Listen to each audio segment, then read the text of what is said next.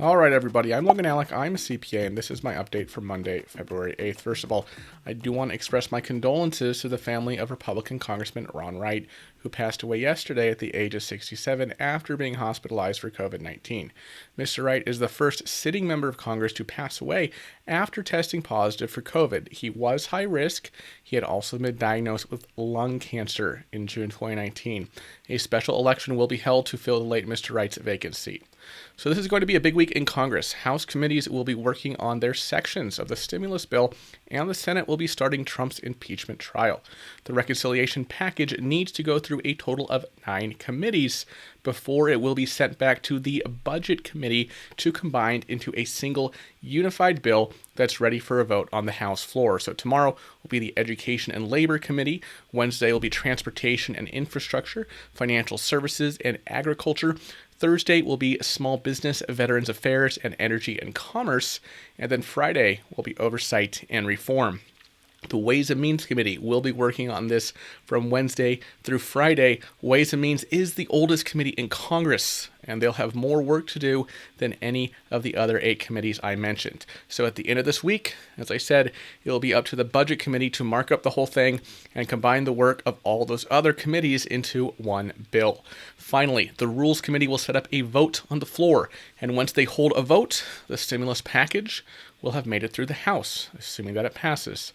Remember, Democrats want this ready by mid-March. The current set of extra unemployment benefits stops going out after March 13th, so the timeline is critical for them at this point. And again, all that committee work starts tomorrow, so be sure to stay tuned for more congressional updates as this bill slowly makes its way through the House. Now, there have been a few overtures toward bipartisanship during this whole process. For example, as I mentioned in a previous update, Joe Biden met with some Republican senators last week to negotiate a relief bill that they could agree on as well. But if you've been following these updates over the past week, you've probably noticed a trend moving more and more toward party lines and away from bipartisanship, despite Joe Biden's original intentions.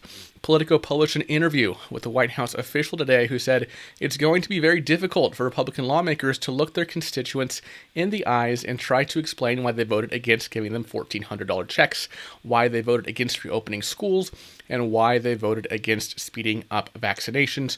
We're going to keep making the case about why this package matters, and Republicans on the Hill are going to have to decide whether or not they're going to listen to their voters. So it's looking like the Democrats are ready to go on the offensive, pass something on their own, and try to appeal to the voters in that way rather than making this about bipartisanship. There's a lot of public pressure on Republicans on some of these points. For example, a Quinnipiac poll from last week found that 78% of Americans support $1,400 stimulus checks versus just 18% in opposition. 61% support raising the federal minimum wage to $15 an hour, and 68% support the full $1.9 trillion stimulus proposal. So instead of looking to the Republicans and trying to get them on board, Democrats look at those numbers and think, hey, what we're doing is popular.